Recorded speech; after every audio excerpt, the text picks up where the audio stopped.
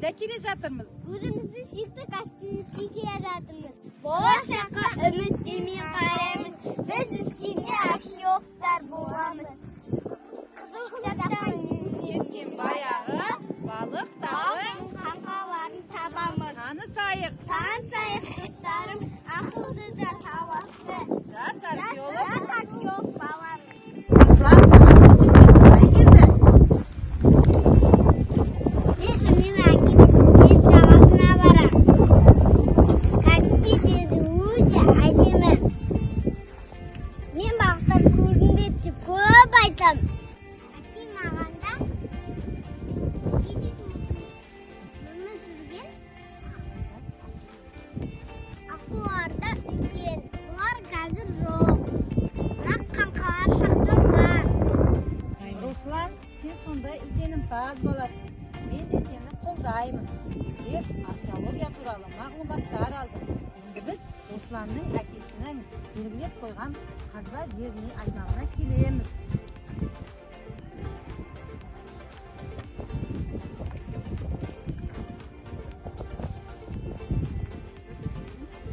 Әкемді айту бойынша біз бекетте үлкен балықтың қаңқасын тауып алуы мүмкін. Балалар, сендер неге олай ойлайсыңдар? Апай, сіз дұрыс айтқан жерсіз ғой, біздің маңғыстау жеріміздің теңіз мұхиттың астында болған.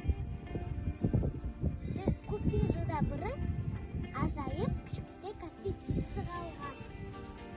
Археологтар болып балықтар қаңқалы тапқан бізді табуымыз мүмкін. Балалар, жарайсыздар. Бүгінгі күніміз сәтті болсын. Жақсы нәтижелерге қол жеткіземіз деп ойлаймыз. Ал балалар, археологиялық қазба дейміз, ол ертеден қалған заттарды тауып, жердің астынан шығарып, оны зерттеу керек. Ол кезде балалар мұқият болуымыз керек, тиянақты болуымыз керек. Әрбір табылған заттың өзінің тарихы болады. Табылған қазба заттарымызды балалар зертханаларға немесе мұражайларға апарып табыстаймыз.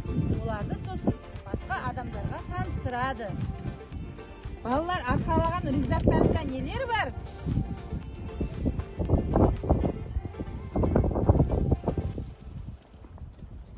Мынау көзілдірік, жұмыс жасағанда киеміз. Көзімізге ұсақ тас ұшпау үшін киеміз. Қыршан тимеу үшін киеміз. Мынау қолба. Қолбыз жарып бақпау үшін киеміз. Мынау бетперде. Аузымызбен мұрнымызға шақырмеу үшін киеміз. Жарайсыңдар балалар. Дұрыс балалар, біз дайынбыз. Жұмысымызды бастайық.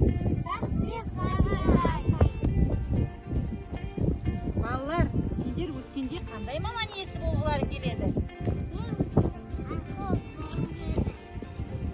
Балалар, Руслан, археолог деген төзімділікті талап етеді, шыдамдылықты талап ететін мамандық.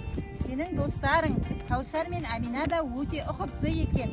Археологиялық қазба кезінде өте мұқият болу керек. Қарады, уақытты сияқты. Жарайсыңдар балалар. Кәне онда бәріміз бірге тазалайық.